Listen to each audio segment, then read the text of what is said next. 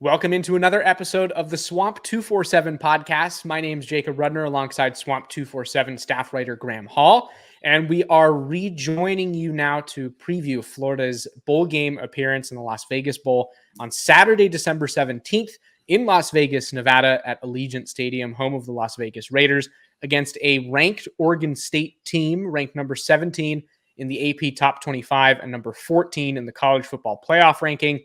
A tough test for Florida in its season finale. This is an Oregon State team that is reasonably well put together for its bowl game. Not a whole bunch of absences, whereas Florida has a considerable amount of guys who will not participate for a number of reasons. And to break that down, we're going to run through all of it. We're going to go through Oregon State's team and how Florida matches up with that. And I'd say without further ado, Graham, we jump right in. This is going to be a game that is a considerable challenge, if you ask me, for this Florida team. As I said a second ago, mass exodus of guys, transfer portal, NFL draft, kicked off the team. Meanwhile, this is an Oregon State team that is, like I said, really in good shape. Their personnel is strong. They retain most everybody for this contest. Won 9 of their 12 regular season games, including a season finale win in a rivalry over a ranked Oregon team, allows them to crack the top 20 pretty comfortably at the end of the regular season. This is a good group, and I think it could be a real challenge for these Gators. What are your observations as you prepare for this game, and what are some of the things that people should look forward to? I think kind of what you just mentioned is a massive factor, the transfer portal in this day and age, and we alluded to this earlier and wrote about it on Swamp247. But this is why you see coaches coming out time and time again talking about transfer portal windows.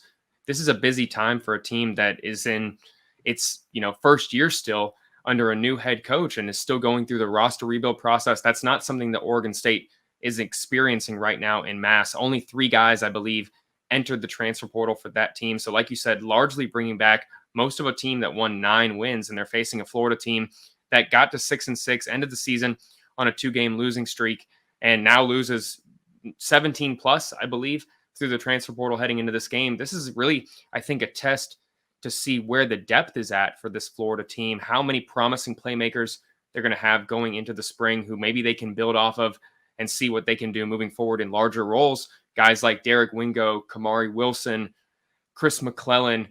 I think that you'll see those guys play an abundance of snaps. Shamar James, obviously, because it's going to be a test for them to start building larger roles for themselves moving into next year. So really, it's really a tale of 2 halves in a sense, really, where you have an Oregon State team that is largely healthy and won 9 games, but still finished 5th in the Pac-12. Yeah, I know you can really speak to how impressive that conference was this year, but absolutely, it's a tale of 2 very different teams coming in here because of the transfer portal in my mind.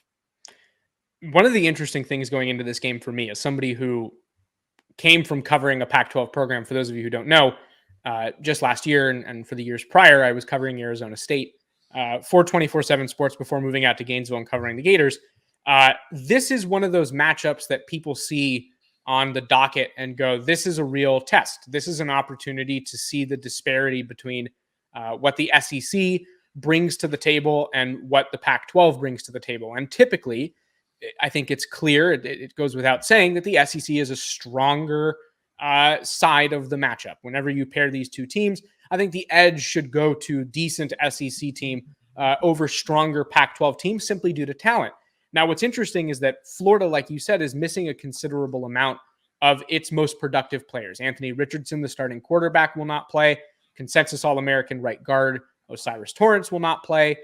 2 of Florida's top receivers, Justin Shorter, Dejon Reynolds, are not going to play. Guys who were good in the regular season and not available for this contest.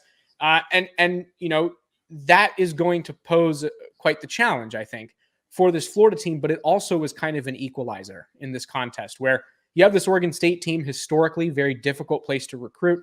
I think if you were to ask anybody who's followed Oregon State closely, they would tell you that Corvallis is just not a place where high school kids want to play. And so bringing in that top tier talent is very difficult.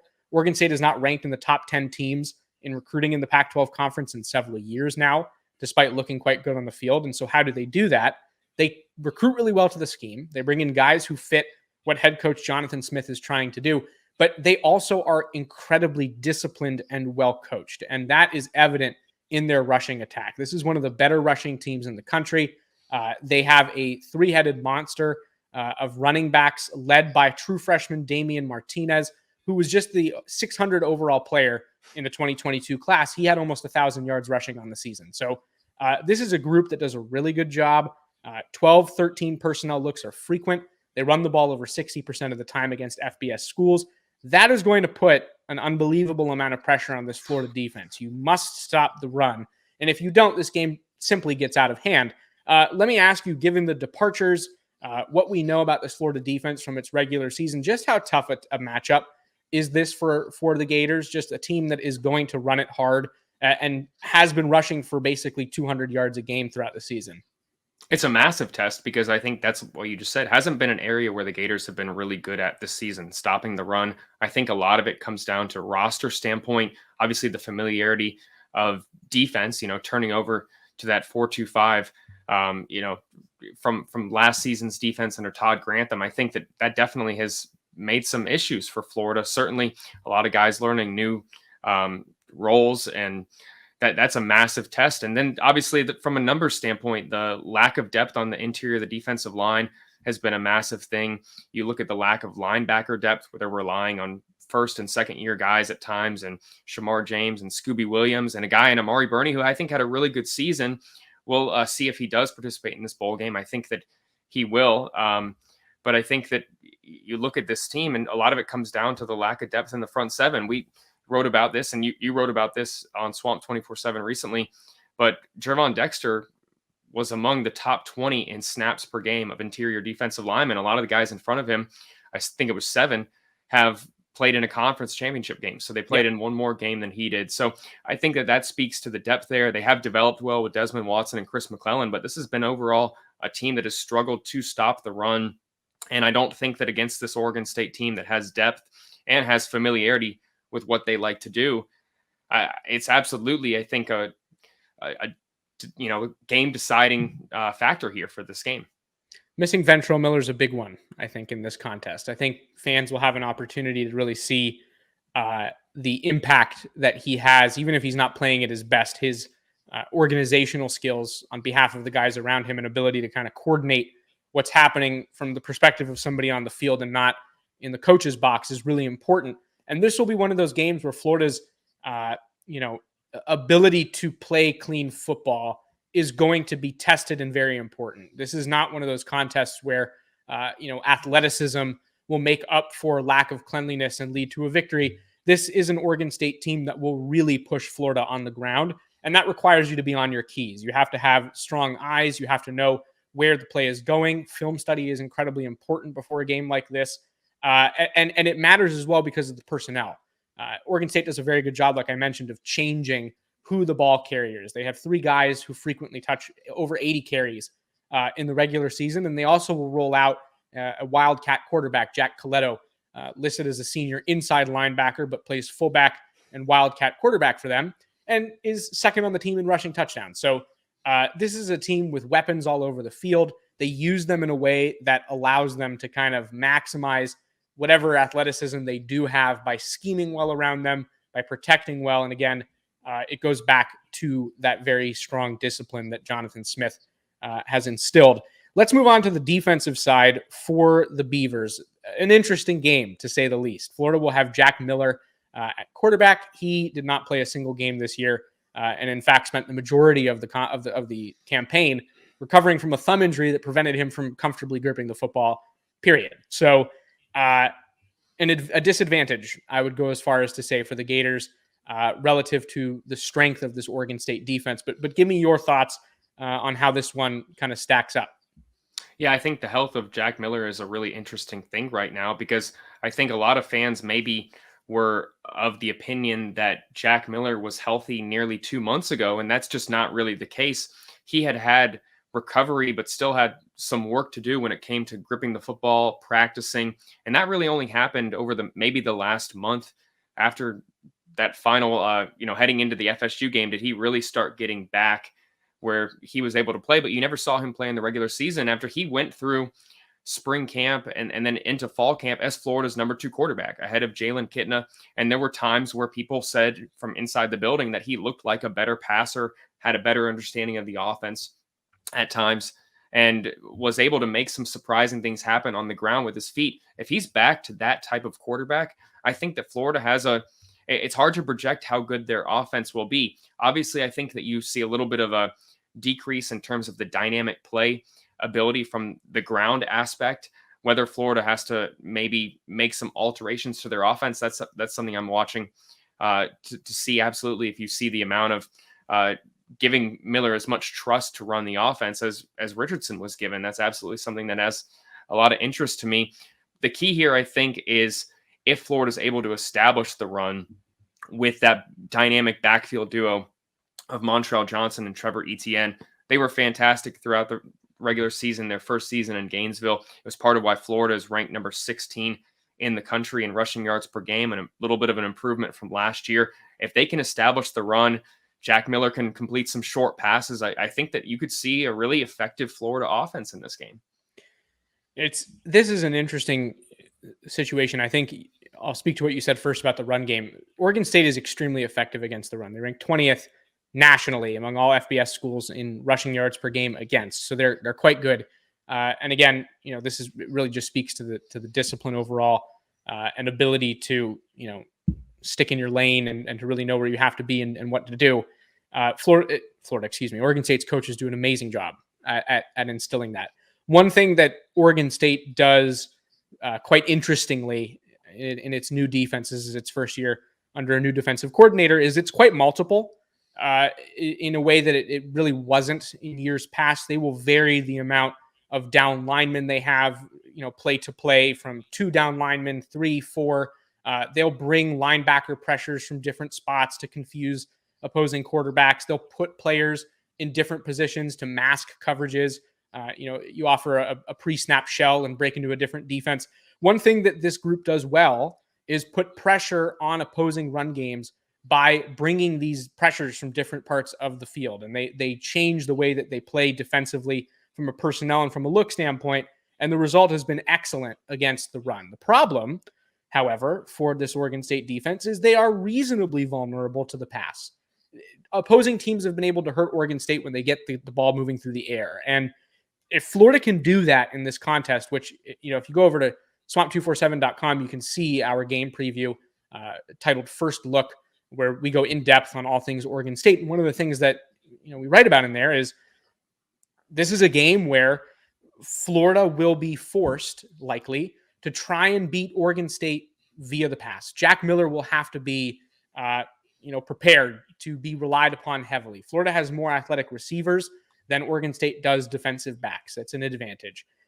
Florida should be able to get its receivers open based on that athleticism. And the question becomes, how ready is Jack Miller to be able to capitalize on that? Hasn't seen game action in quite some time. I think there are very reasonable questions about his recovery and where he's at in that regard. And what does that result in as far as his efficacy as a ball thrower? I think that will go a long way in determining how this contest goes. I think that Montrell Johnson and Trevor Etienne are very strong players. We've talked about that countless times on this podcast. The problem is that Florida will be without its top offensive lineman. It's without the quarterback who, to a degree, creates some of the dynamic in Florida's ability to rush the football, because defenses have to account for him. How much do they have to do that with Miller in the game? I think it's a huge question that will really only be answered once kickoff arrives.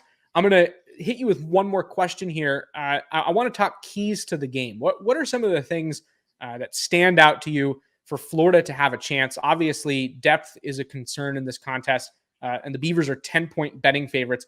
What does Florida need to do to give itself the best opportunity? I think that this is going to kind of sound obvious, but they're going to need to wrap up and tackle. I think that missed tackles were a problem in years past, and they've improved on it this year. But I think that if you can wrap up and tackle, especially in the front seven, and slow this Oregon State rushing attack, that's a huge key to the game for me. This is an Oregon State passing offense that I believe ranks 103rd in the country. It's not a really great one. And if, like, what you said about Oregon State's defensive plan, if they can make Oregon State have to beat them through the air, I think that that's a huge key to the game for Florida.